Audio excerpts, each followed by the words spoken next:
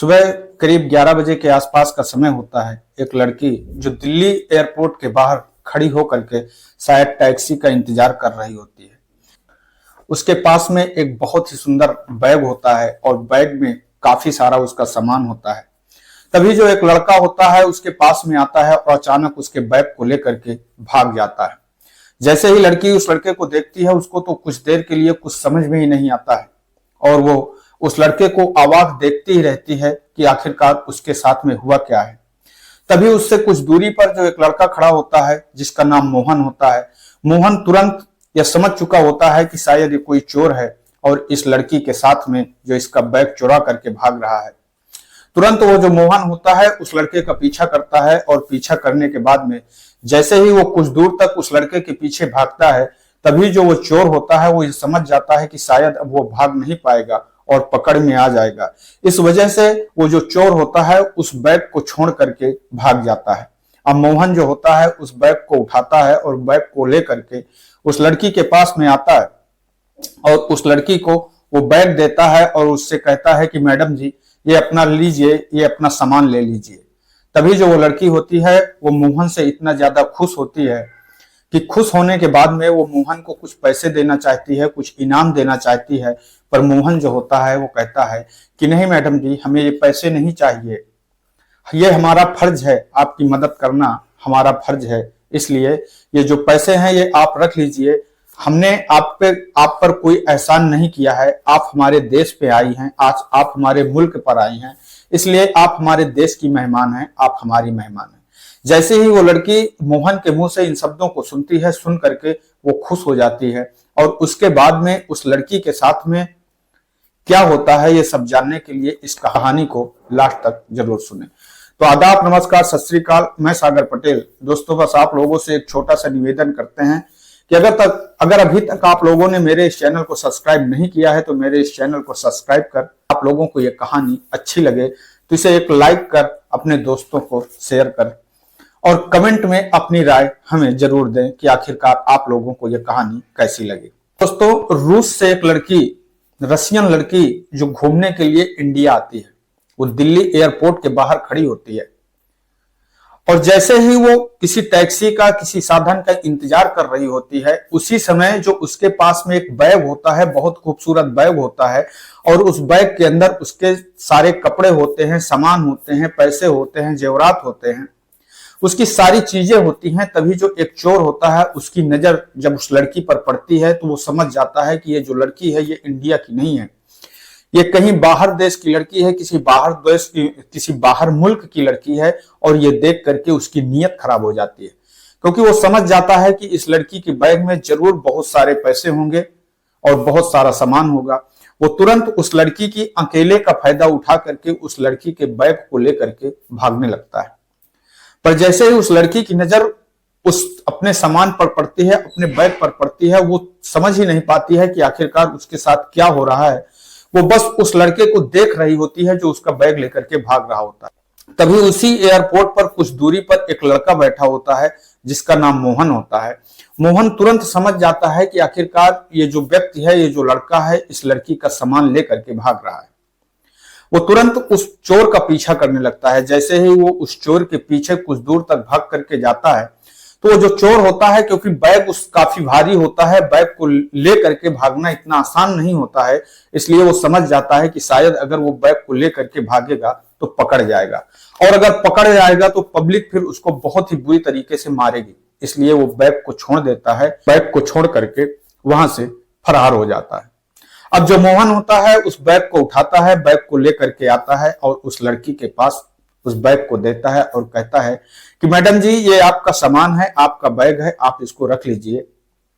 तब वो जो लड़की होती है वो उस लड़के से इंग्लिश में, अंग्रेजी में कुछ बोलती है, पर जो मोहन होता है, मोहन भी अंग्रेजी को अच्छी तरह से पढ़ा लिखा होता है, उसे भी अंग्रेजी होती है। अब वो उस लड़की की बातों को समझ जाता है और फिर उन दोनों के बीच में बातें होने लगती हैं। तब वो जो लड़की होती है करके अपने बैग से कुछ पैसे निकालती है और कुछ पैसे निकाल करके उस मोहन को देने लगती है और उससे कहती है कि आपने मेरे ऊपर बहुत बड़ा एहसान किया है, क्योंकि मेरे जितने कागजात थे, मेरे जितने कपड़े थे, मेरे और जो सामान थे और मेरा जो जितना पैसा था वो सारा इसी बैग में था। मेरा कार्ड भी इसी बैग में था, मेरा एटीएम भी इसी बैग में था, मेरा वीजा वगैरह सारा कुछ इसी बैग में था। इसलिए वो लड़की मोहन का बहुत बड़ा शुक्रिया अदा करती है और उसके बाद वो मोहन को कुछ पैसे निकाल करके देने लगती है। तब जो मोहन होता है वो उस लड़की से कहता है कि मैडम, हमें आपके ये पैसे नहीं चाहिए, आप हमारे देश पर, हमारे मुल्क में घूमने के लिए आई हैं, आप हमारे देश के मेहमान हैं, आप हमारी भी मेहमान हैं, और मेहमानों का कार्य करके कोई उनसे पैसा नहीं लेता है। जैसे ही वो जो लड़की होती है मोहन की बातों को सुनती है, मोहन की बातों को सुन करके वो खुश हो जाती है और उसके बाद में वहीं पास में एक जो बेंच बनी होती है उस बेंच में जा करके वो लड़की बैठ जाती है और उसके बाद में वो मोहन से भी कहती है कि आप भी आ जाएं, और वह मोहन भी उस लड़की के पास में बैठ जाता है। अब दोनों आपस में बातें करने लगते हैं। जो लड़की होती है वो कहती है कि आपका घर कहाँ पर है, आपके घर पर कौन कौन है और आप कौन सी जॉब करते हैं, कौन सा काम करते हैं। तब वो जो लड़की होती है वो मोहन से पूछती है कि आखिरकार आपका नाम क्या है। तब जो मोहन होता है वो उस लड़की से कहता है कि मैडम, मेरा नाम मोहन है। तभी जो मोहन होता है वो कहता है कि मैडम, क्या मैं आपका भी नाम जान सकता हूं। तब जो लड़की होती है वो कहती है कि मेरा नाम अरीना है, मैं रूस से, मैं अपने देश से यहाँ इंडिया घूमने के लिए आई हूँ। मेरा 3 महीने का वीजा है और मैं 3 महीने यहीं रह करके घूमना चाहती हूँ, इंडिया को देखना चाहती हूँ। मेरे जो पिताजी हैं बहुत पैसे वाले हैं। वो बताती है कि वो अपने पिता की अकेली संतान है। उसके पिता के पास में कई सारी फैक्ट्रियां जो रूस में चला करती हैं, वो बहुत पैसे वाली होती है और वो कहती है कि हम केवल इंडिया घूमने के लिए आए हैं। दोनों के बीच में ऐसी ही बात थोड़ी देर होती रहती है। दोनों एक दूसरे के विषय में जान पहचान करते हैं और उसके बाद में वो जो लड़की होती है वो मोहन से कहती है कि आखिरकार आप क्या काम करते हैं, आप कौन सी जॉब करते हैं। तब जो मोहन होता है वो कहता है कि मैडम जी, हमारे पास में कोई काम नहीं है, हमारे पास में कोई जॉब नहीं है। हमने अपनी पढ़ाई पूरी की है, हमने इंग्लिश से एमए किया है, पर अभी तक मुझे कोई जॉब नहीं मिली है। इसलिए मैं शायद यहाँ काम की तलाश में ही आया था कि शायद कुछ यहाँ पर हमें भी काम मिल जाए तो यहीं पर कुछ काम कर लूंगा। इसीलिए मैं यहाँ पर खड़ा था। पर जैसे ही मैं यहाँ खड़ा था मेरी नजर पड़ी कि वो जो चोर है वो आपका सामान लेकर के भाग रहा है। तभी मैं उसके पीछे दौड़ लगा करके आपका सामान लेकर के आ गया। जो अरीना होती है, अब अरीना की दोस्ती मोहन से हो जाती है। जो अरीना होती है उसे इंडिया में एक अच्छा दोस्त मिल जाता है और वो सोचती है कि आखिरकार जो एक बाहर मुल्क पे, एक दूसरे मुल्क पर किसी आदमी पर भरोसा नहीं किया जा सकता है, तब उसे जो मोहन होता है मोहन पर भरोसा हो जाता है। और वो मोहन से कहती है कि अगर आपके पास में कोई काम नहीं है तो मैं आपसे एक बात कहती हूं कि अगर आपके पास में समय हो तो आप हमें, जब तक हम यहाँ इंडिया में हैं तब तक आप हमको हमारा गाइड बन जाइए, हमको पूरी इंडिया घुमा दीजिए, जो यहाँ पर घूमने लायक जगह हैं उन पर घुमा दीजिए और उसके बदले में जो आपके पैसे होंगे वो पैसे मैं आपको दूंगी, क्योंकि मेरे पास में पैसे की कोई कमी नहीं है, मेरे पिता के पास में पैसे की कोई कमी नहीं है। मोहन जो होता है वो कहता है कि ठीक है मैडम, मैं कल से मैं आपका ये काम जरूर कर दूंगा। तभी जो एरिना होती है वो मोहन से कहती है कि अच्छा ठीक है, अब कोई एक टैक्सी लेकर के आइए, क्योंकि जो हमने होटल यहाँ से बुक किया है उस होटल में जाने के लिए अब हमें साधन चाहिए, टैक्सी चाहिए।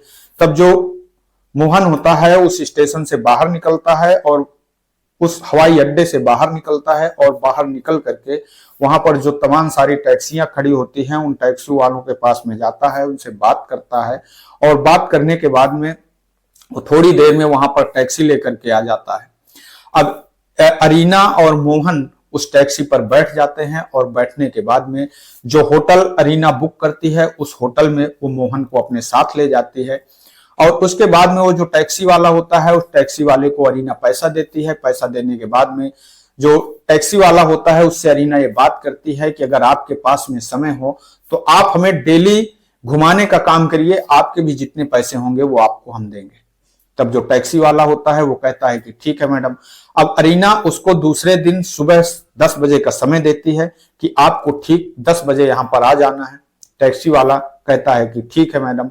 उधर टैक्सी वाला अब वहां से चला जाता है। अब जो मोहन होता है, अरीना होते हैं, वो मोहन अरीना को उसको रूम तक छोड़ता है और उसके बाद में अरीना वहां पर चाय वगैरह मंगाती है, कुछ नाश्ता मंगाती है। दोनों बैठकर नाश्ता करते हैं, चाय पीते हैं और उनके बीच में बातें होती हैं। उसके बाद में जब मोहन होता है वो कहता है कि मैडम अब हमको भी अपने घर चलना चाहिए। तब अरीना होती है, कहती है कि ठीक है, पर कल सुबह आप भी 10 बजे तक यहाँ पर जरूर आ जाना। मोहन कहता है कि ठीक है। जैसे ही अगला दिन होता है, सुबह के 10 बजते हैं।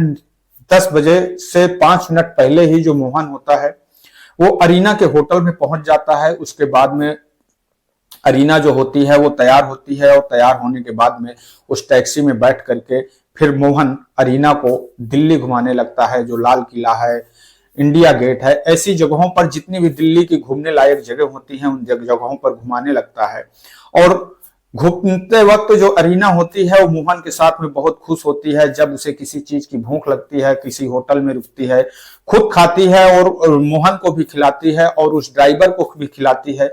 वो तीनों एक साथ में बहुत ज्यादा खुश होते हैं। अरीना भी बहुत खुश होती है कि उसे इंडिया में इतना अच्छा दोस्त मिल जाता है। पर जैसे ही 2 दिन के बाद में दूसरे दिन का जो समय होता है, फिर वो सब लोग आगरा घूमने के लिए जाते हैं। ऐसे हर दिन उनका एक फिक्स होता है कि आज हम लोगों को कहाँ घूमना है, कहाँ घूमना है। ऐसा एक एक दिन करके वो हर जगह घूमने के लिए जाते हैं। पर जैसे ही 3 से 4 दिन का समय होता है, एक दिन जो अरीना होती है उसकी अचानक दिन में तबीयत खराब हो जाती है। जिस समय वो लोग घूम करके अपने रूम के लिए वापस हो रहे होते हैं, उसी समय जो अरीना होती है उसकी तबीयत खराब हो जाती है। उसको चक्कर आने लगते हैं, उसका जी मचलाने लगता है, उसे पलटियां होने लगती हैं, उसे बहुत तेज से बुखार होता है। अब यह देख करके अरीना बहुत ही परेशान होने लगती है। पर जो मोहन होता है वो अरीना का साथ नहीं छोड़ता है, वो हर समय उसकी मदद करता है। वो उसको लेकर के होटल में जाता है और होटल में ले जाने के बाद में उसके रूम पर जो टैक्सी वाला होता है वो तो छोड़ करके वहां से चला जाता है। पर जो मोहन होता है वो अरीना के हाथ पैरों में मालिश करता है, कपड़े भिगो करके उसके सर पर रखता है, उसकी जो पलटियां होती हैं उन पलटियों को साफ करता है, उसके हाथ पैरों की मसाज करता है, उसकी पूरी देख रेख करता है। रात्रि के करीब 12 बजे के बाद जो अरीना होती है उसे थोड़ा सा अपनी तबीयत पे आराम मिलने लगता है। उस समय जब अरीना होती है वो मोहन से कहती है कि अब आप भी आराम कर लीजिए, क्योंकि अब शायद मेरी जो तबीयत है वो पूरी तरह से ठीक है, स्वस्थ है। तब जो मोहन होता है उस समय उसको नींद आ जाती है। मोहन उसी रूम पर बगल में नीचे अपना बिस्तर लगा करके सो रहा होता है। तभी जो अरीना होती है, अरीना मोहन को बैठ करके देखती है और सोचती है, उसके मन में विचार आता है कि आखिरकार कितना अच्छा ये लड़का है, जिसने जब मेरी इतनी मुझे तकलीफ हुई, मुझे इतनी दिक्कत हुई, इसने मेरे माता पिता जैसे मेरी सेवा की है, मेरा हर परिस्थिति में मेरा साथ दिया है। और यही बैठ करके वो सोच रही होती है। तभी सोचते सोचते उसे मोहन के ऊपर प्यार आने लगता है और वो अपने बिस्तर से उठती है और उठने के बाद वो तुरंत जा करके मोहन के गाल पर किस करने लगती है। जैसे ही अरीना मोहन के गाल पर किस करती है, मोहन की नींद खुल जाती है और वह तुरंत उठ करके बैठ जाता है और कहता है कि मैडम कोई दिक्कत है क्या, कोई परेशानी है क्या। तब जो अरीना होती है वो कहती है कि नहीं, हमें कोई परेशानी नहीं है, हमें कोई दिक्कत नहीं। अब जो अरीना होती है वो मोहन को प्यार से अपनी बाहों में भर लेती है। अरीना देखने में बहुत ही ज्यादा सुंदर लड़की होती है। अब जो मोहन होता है वो भी कहीं ना कहीं अपने आप को रोक नहीं पाता है और वो दोनों एक दूसरे को अपनी बाहों में भर लेते हैं, कस लेते हैं। और फिर उस रात उन दोनों के बीच में वो सारा कुछ हो जाता है। वो एक दूसरे के साथ में संबंध बना लेते हैं।